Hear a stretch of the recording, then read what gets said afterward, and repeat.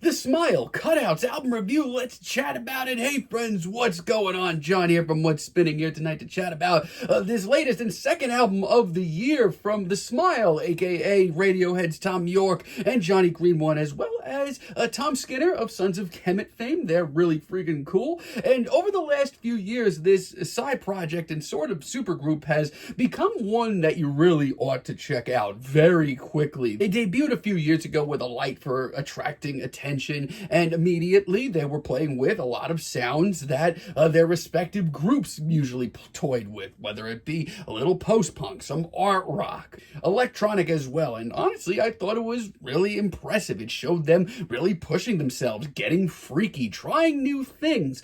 I just wish that they pushed themselves a little bit further. And I will say this, and I hate to be that guy, but on some of the later moments on this album, some of the lesser moments, I felt like I was just listening to a very average Radiohead record.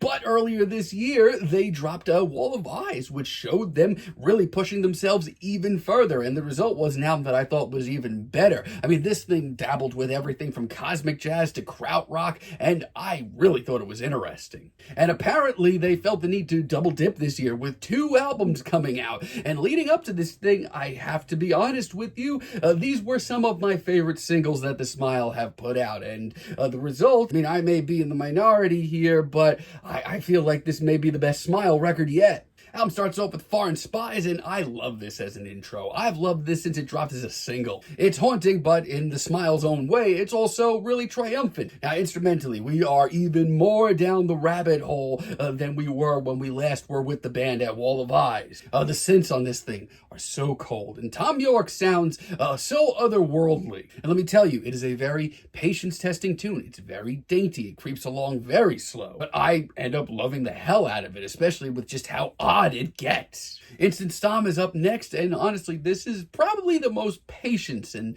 cautious album from The Smile that we've gotten so far, at least for now. And yeah, it's a completely different sound almost at times. This is a very lush, very colorful sound from them, while remaining just as off-kilter and adventurous sounding too. Also really love Tom's performance on a lot of these tracks. Here we get a very tender one from him. The strummed riff is nice, and the fluttering strings throughout make for a very lush sound. It's a great track. Zero Sum was the first track that I heard leading up to this record as a single, and it kind of blew my mind. It's a lot busier. It almost shows The Smile dipping into some math rock. I love how anxious this track is. It doesn't sit still. The percussion is wild. I mean, just try keeping track of this. And yeah, this has been a very spacey, very ethereal, very cosmic sounding album so far, but for right now, this is some krautrock that'll keep you guessing. As is Eyes and Mouth. This is once again a much busier cut. Once again, practically has some math rock tendencies with just how angular these guitars sound. But it also has a very free feeling to it. It's almost got that sort of jazzy vibe of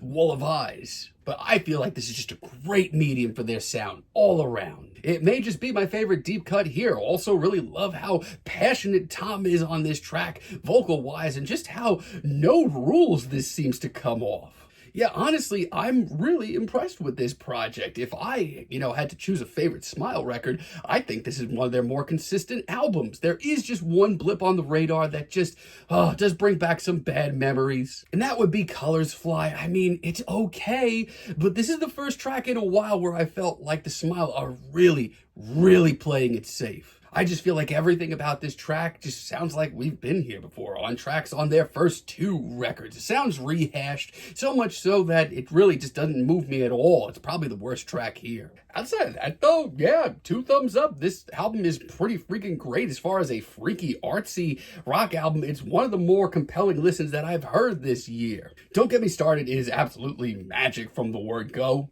This track has easily the most interesting atmosphere on this entire record. I mean, hearing this track creep along piece by piece will have you on the edge of your seat as it is. Now, let me tell you, this is the first single that was dropped from the record, and it's a ballsy one. It's 6 minutes, and it's not always easy to get through. The synths are hard to place, and Tom sounds like a damn ghoul. But the way that this track builds, the percussion that slowly builds up, it is immaculate. Everything comes together. It's one of the most interesting singles I've heard in these styles all year. I really love how charming and loungy Tiptoe is. The strings add a nice touch. There's some serious drama.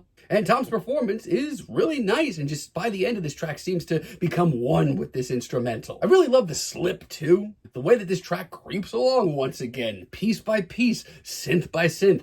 It's pretty compelling. Tom's performance is one of his most commanding, and the riff that takes off halfway through this track is really exciting. No words, let me tell you, some of these late album deep cuts, they are spicy. This one is just jam-packed with synths, guitars, percussion that just sound like they could take off at any second. I mean, it doesn't let up at all. This track just keeps moving and moving until it burns itself out. And Body's Laughing as a finale. I mean, since this drops as a single, I've been kind of obsessed with this. I love the off-kilter, strummed acoustic riff, and Tom's vocals, which are almost as haunting as his work on the Suspiria remake soundtrack. It's so smooth, so hushed, but also so formless, so undescribable. It's mesmerizing. It's my favorite cut here by far.